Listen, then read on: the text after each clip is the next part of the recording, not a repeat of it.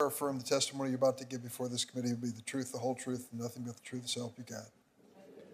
The record reflect that 3 nominees answered in the affirmative. And now you'll be instructed by me to correct my pronunciation of your name if I even got close to what it should be. And we'll first recognize Ms. Maria del Antongiorgio Jordan. Is that close? Close enough. Anton Giorgi. Please proceed. Thank you. Thank you, Chairman Durbin, and thank you for your kind introduction.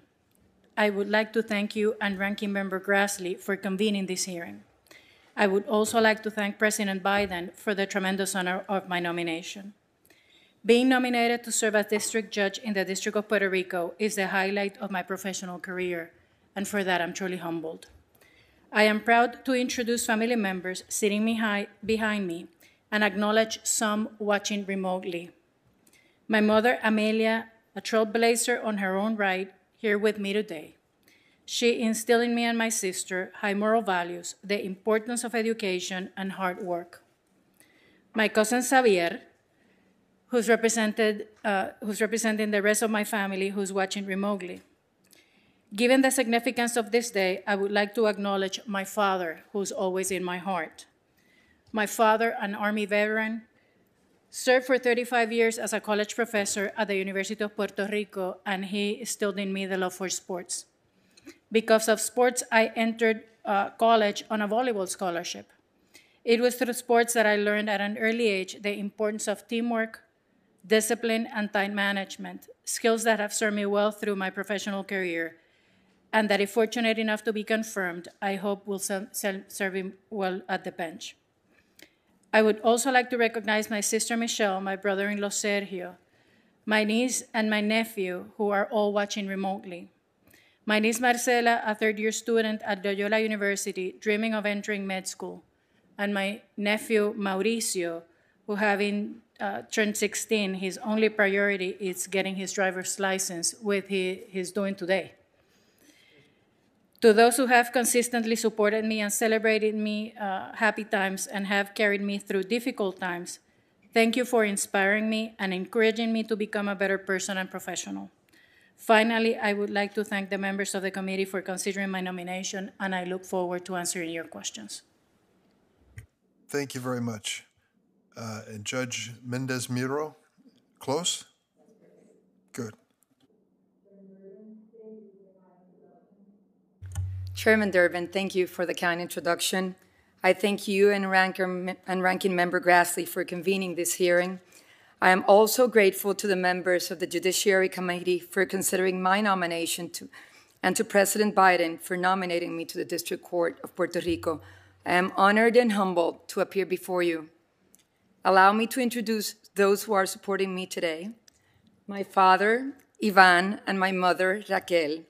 Through hard work and perseverance, they became successful professionals who sacrificed everything to provide us with an education and a better quality of life.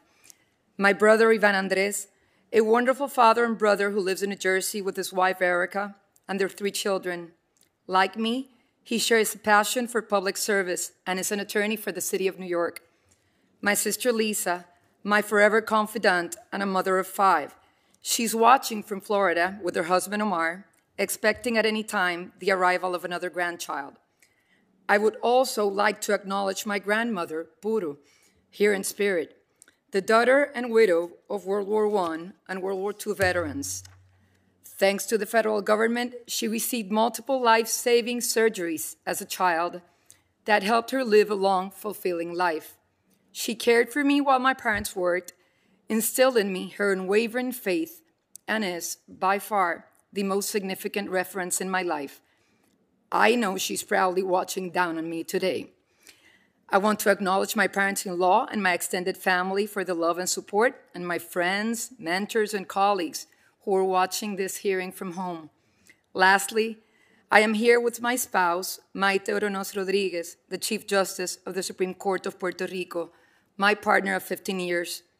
Her integrity encouraged me, inspired me, and gave me fortitude.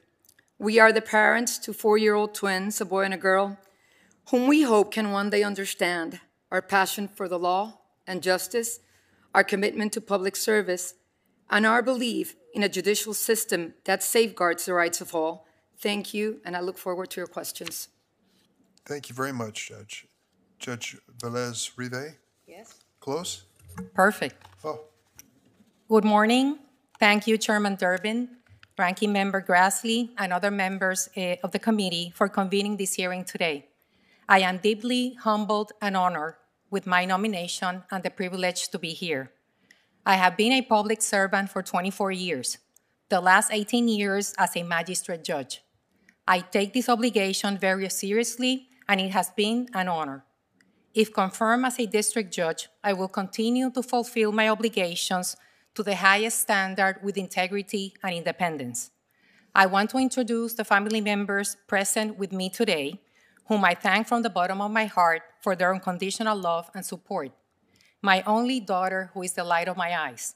She was a baby when I was appointed a magistrate judge. And as my judicial career has progressed and matured, she has become a loving and caring young woman. I am extremely proud of her, and I love her dearly. My identical twin sister, who is my rock, my best friend, and my soulmate. I thank her very much. My brother and two nephews who are present here as well for always encouraging me. My ex-husband and father of my daughter is also here, and he is demonstrating his support, and I appreciate that. I also would like to thank my parents, to whom I dedicate these milestones. My parents gave me unconditional love and instilled in me the moral values and faith that have guided me in life. I am here today because of the opportunities they gave me. My father passed away almost 4 years ago. Even though he's not here present physically, I always keep him in my heart, and I know he's here spiritually, proudly guiding me from above.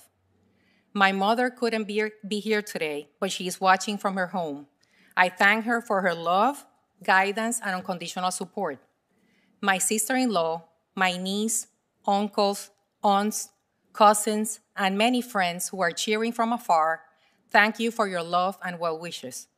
Finally, I will also wish to express my heartfelt gratitude to my chamber staff, the court family, and so many federal practitioners for their enormous support. Mr. Chairman, thank you for considering my nomination. thank you very much. It's my experience before this Judiciary Committee that lines of questioning usually relate to the personal experiences of the nominees. Some relate to principles of law. But I'd like to ask a question in a different area, which I found as a practicing attorney to be even more important: the temperament of the judge. You are seeking lifetime appointment to the federal bench. For some, that gives them an opportunity to finally be themselves. And for some, that gives them an opportunity to finally be themselves, and you can see it. It's not always a pretty scene in some of the courtrooms when judges feel that they are somehow lifetime arbiters of justice and have certain powers which go way beyond ordinary human interchange and conduct. So I'm going to ask you in the most general terms, if you have in your mind either a person or a model of a judge that you think really represents the best of the bench, that really is responsive to the parties involved and lets the average person feel that this courtroom is at least an honorable place where they can be respected during the process. Judge Velez-Rive, would you start? Yes, Senator.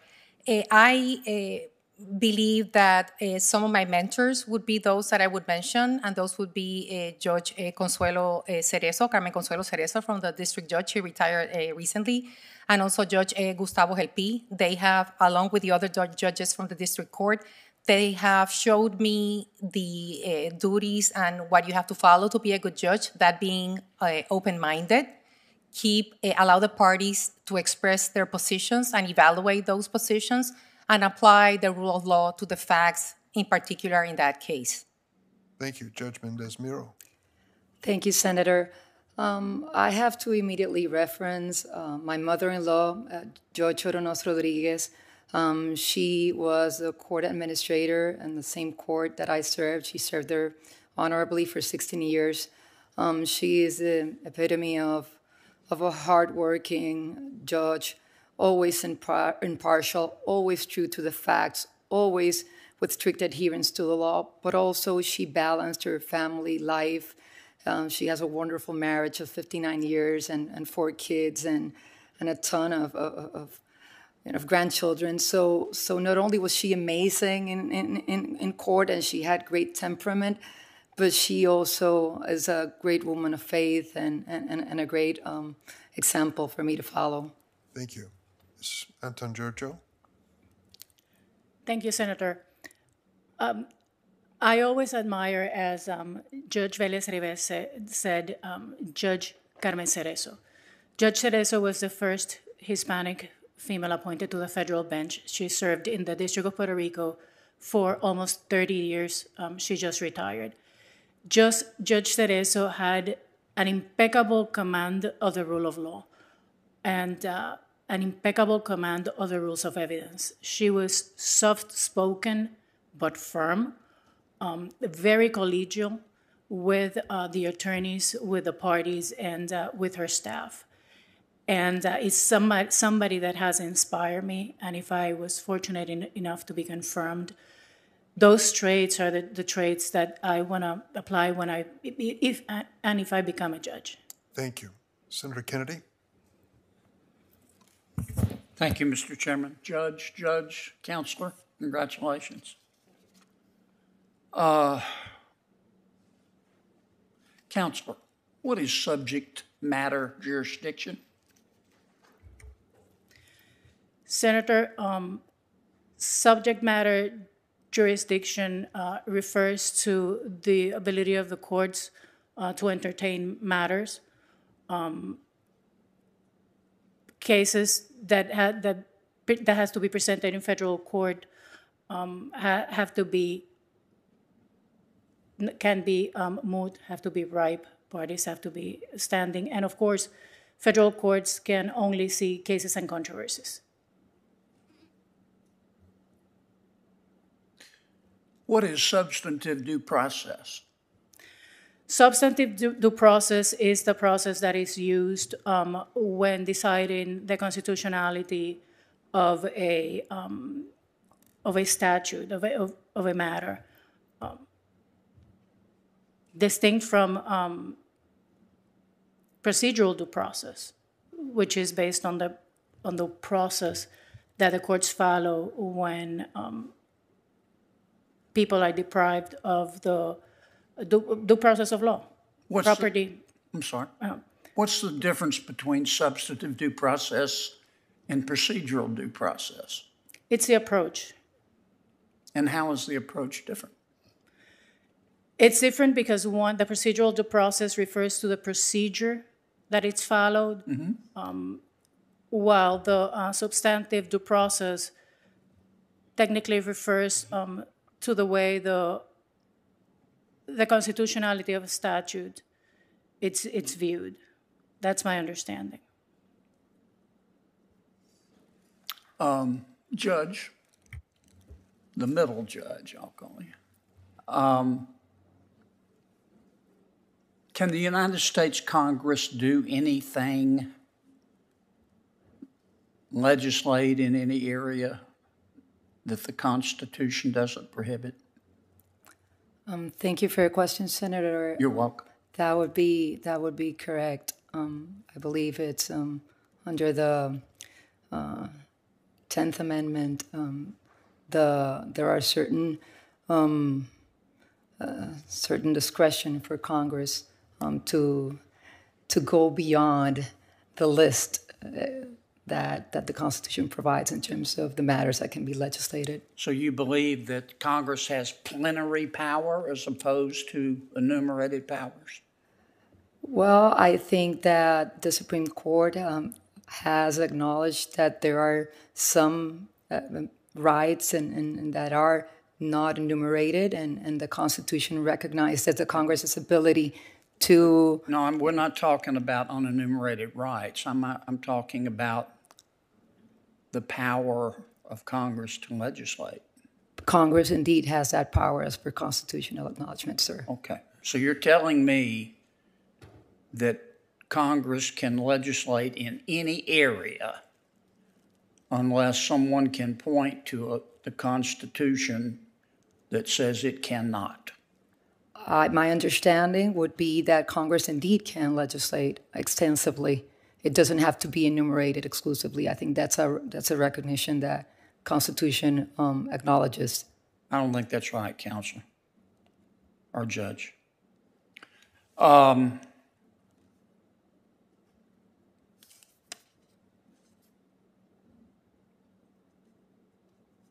Judge? Yes. Can you tell me what the Chevron doctrine is? Yes, the Chevron Doctrine is a Supreme Court case in which the Supreme Court ruled that administrative agencies should be given deference for the decisions that they make. And that decision was questioned somehow in the recent EPA Supreme Court case. Okay, that's right. What's the holding in Obergefell, Judge? For me? I'm sorry. Oh. I'm sorry. I'm Start sorry. here and go back that way. Okay. Obergefell is the Supreme Court case that recognized same-sex marriage. Did it hold that same-sex marriage is legal? Well, it held that it is a protected constitutional right. Yeah. See, that's not the way I read Obergefell. What I read Obergefell to say is that so long as the relationship is not incestuous, that you and I have the right to marry whoever we want to. And there's no reason to exclude people of the same sex. That's very different, is it not?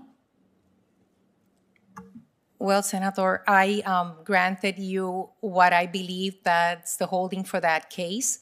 However, if I were to become a district judge and if I were to apply that case, I assure you that I will apply the holding of that case faithfully. All right. Counselor, let me jump down here. Can you tell me what, if you're on the federal district bench, you'll be asked on occasion to issue a universal injunction. Can you help me understand the legal basis, the authority of a federal district judge to issue a legal injunction or universal injunction? Senator, let me start by saying that I have never worked with a universal injunction, nor the District of Puerto Rico has ever issued a universal injunction. Yes, ma'am.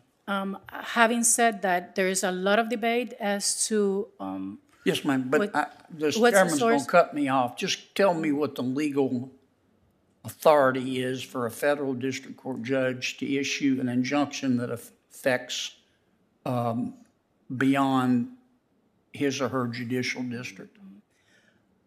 As I said, I have never worked with a universal injunction. My understanding is that it comes from Rule 65 of the Rules of Civil Procedure, which are the rule that governs injunctions. That's my light understanding on the matter. As I've said, I have never worked with a universal injunction. Okay. Thanks, Mr. Chairman. Thank you, Senator. Senator Blumenthal is once again attempting to join us remotely. As I said, he's recuperating. We're trying to give some deference, and Senator Klobuchar has been nice enough to hand it off to him if he's ready. I am ready. Ask him how he's feeling, Mr. Chairman. I've been instructed to ask you how you feel. I'm feeling much better. I'm ready to return to the Senate anytime I can test positive. So, but really appreciate this opportunity to participate, and thanks to Senator Klobuchar for deferring, and thanks to every one of the nominees. I know all of you by reputation. I know Judge Mendez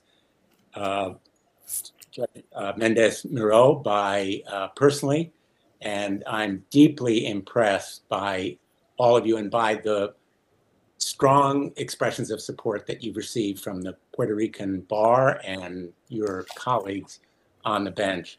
And I just want to make a very simple point. Number one, these judicial positions should have been filled long ago.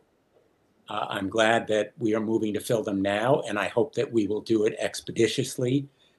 These nominees have not only won respect from their colleagues and from many of us, but I think from the people of Puerto Rico they also will command respect. And each of you has compiled a distinguished record either on the bench or in your private practice.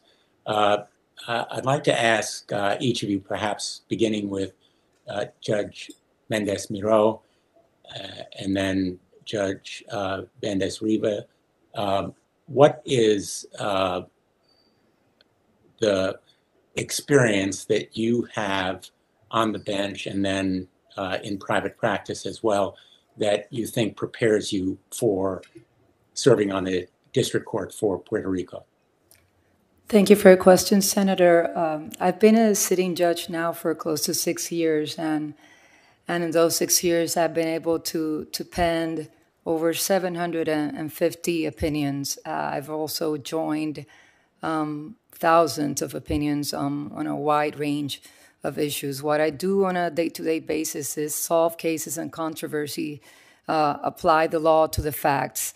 That's what I do for breakfast, for lunch, and for dinner. So that adjudicative experience and my record as an impartial, meticulous, respectful of the law adjudicator, I think would serve me very well, coupled with close to 20 years of experience, and not only in the private sector representing corporations and employers, but also working in the 3 branches of government. It gives me a full sense of what are the lanes where a judge needs to be walking, and other branches as well.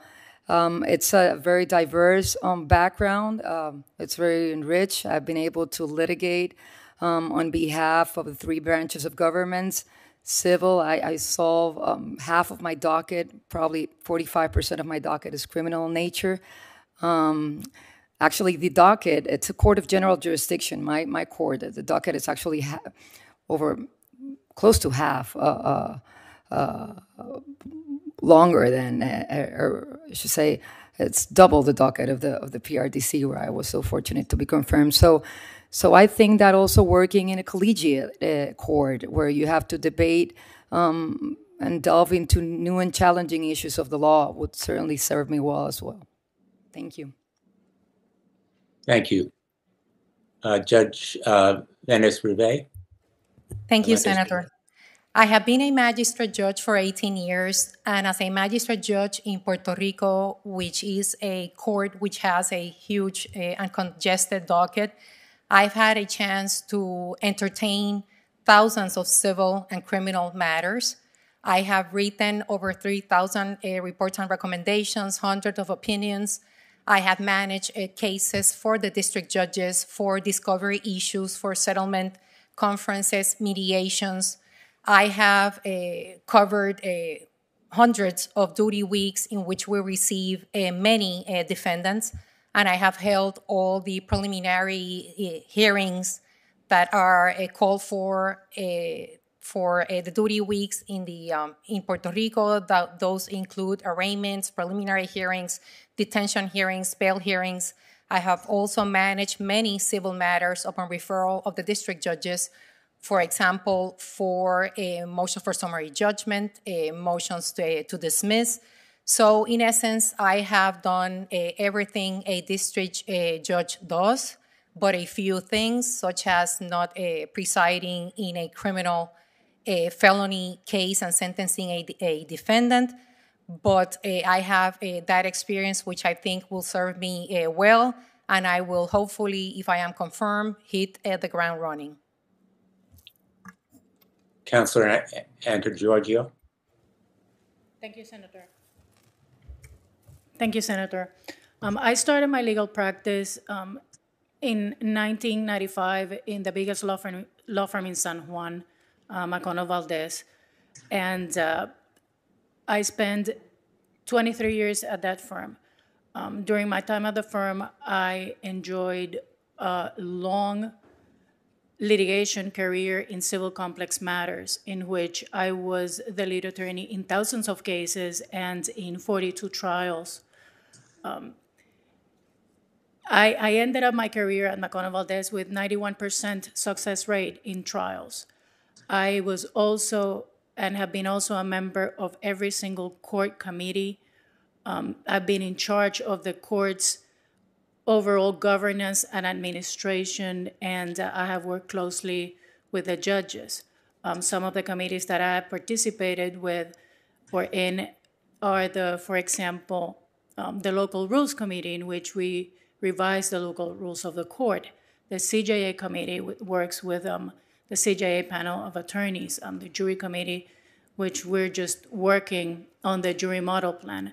So I believe that with the administrative experience and the know-how of how the court works, plus the extensive litigation experience that I possess, I'll be able to make a contribution to the court if fortunate enough to be confirmed. I thank you all. I apologize, Mr. Chairman, for going over my time, but I thought it important to get those qualifications on the record. And I thank each of the nominees and, very importantly, your families, all of your families, for your service. The people of Puerto Rico deserve federal justice, just like all of our fellow Americans, and I hope these positions will be filled promptly. Thank you very much. Thank you, Senator Blumenthal. Get well. Come back soon. Senator Butcher.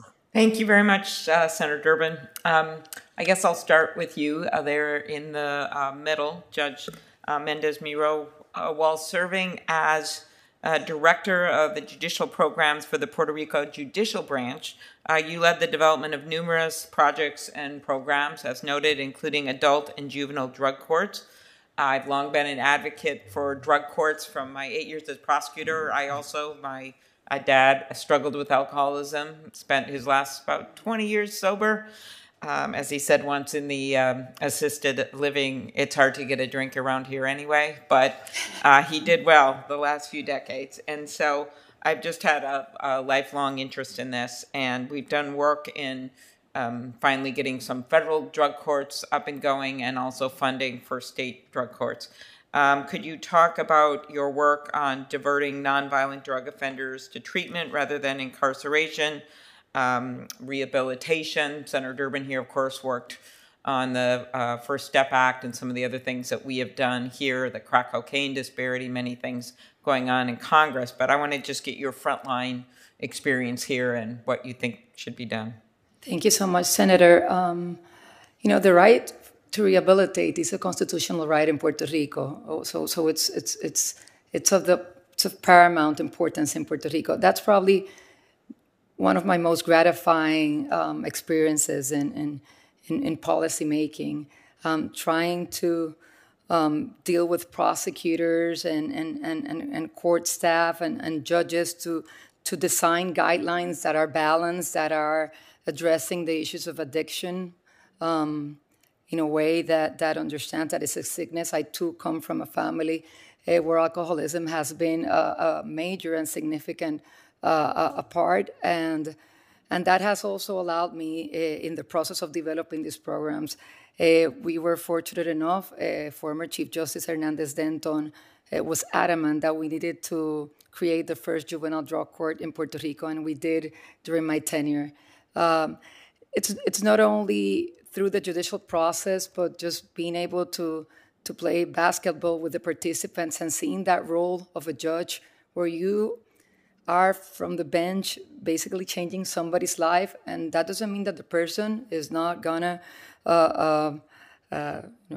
finish his sentence or her sentence, but it just means that you use that robe and you use the bench for something better, to reinsert someone to society. So that was probably one of the most rewarding experiences professional in my life. Thank you for your question. Well, very good. And I want to note, just for the record, in addition to your years of experience, impressive credentials, I think it's also important to note that if you're confirmed, you will be the first openly LGBTQ federal district judge in Puerto Rico. So firsts are important, says the first woman senator from Minnesota. So, all right, next up, we've got, I thought I would ask you, Judge Velez-Rive, about your work as a prosecutor, actually, since You have, it's been noted, since 2004, you served as a magistrate judge for the U.S. District Court for the District of Puerto Rico. And by the way, I put a number of, as I noted in the previous panels, magistrates in our federal district court. They've been recommended through my committee.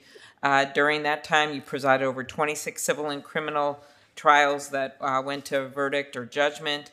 And then from 98 to 04, you served as an assistant U.S. attorney, where you drafted over 80 appellate briefs and argued multiple cases before the U.S. Court of Appeals for the First Circuit. How will that experience as a federal prosecutor inform your approach to working as a district court judge?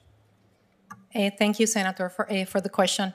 Yes, I was an assistant United States attorney for 6 years. I spent half of the time doing criminal appellate briefs, and then the other half doing civil litigations representing the government. That gave me a balanced background, both in civil and criminal law, to become a magistrate judge. So it helped me as a background for becoming a magistrate judge, and that gave me knowledge on the law. I did not have the privilege of litigating criminal cases at the district court level. I just did appeals, but the appeal work and the civil litigation allowed me to be prepared to become a magistrate judge. And certainly the 18 years that I have been a magistrate judge have given me a very experienced background to become a district judge if I am so fortunate. Thank you very much. And with you, Ms. Anton-Georgi, thank you for being here, your nomination. It's my view, given the challenges that we're facing with the judiciary and the trust issues, some of it coming out of some of the recent Supreme Court cases, ethics issues at the Supreme Court and other things. Can you share your perspective on the importance of the independence of the judiciary? Absolutely, Senator. Thank you for the question. I believe that the independence of the judiciary is of utmost importance for our democracy. It's a check and balance issue. An independent judiciary in which judges can render their decisions strictly based on the law and on applicable precedent, and not on outside factors or pressures, I think only enhances the credibility in the judicial system and the trust in the judicial system. Much has been said about jurors being the protector of liberty. I have to say that independent judiciary, it's the protector of the rule of law. Exactly. Okay, good way to end. Thank you to all three of you. Look forward to helping you as you move to the floor. So thank you. Thanks, Senator Klobuchar, and thanks for deferring to Senator Blumenthal. It was nice of you to do that. Thanks to this panel. Two things I would say to you. First is you were probably warned in advance of Senator Kennedy's bar exam, which he administers regularly. Fortunately, he does not ask members of the Judiciary Committee to try to answer the same questions. Secondly, you have a possibility that people will send written questions your way. They have a few days to complete those and send them to the committee. So if you will pay attention if they head your way to return them as quickly as possible, we'd appreciate it. Thank you, your family and friends, for joining us this morning and this afternoon, and we look forward to moving your nominations quickly. Thank you. Committee stands adjourned.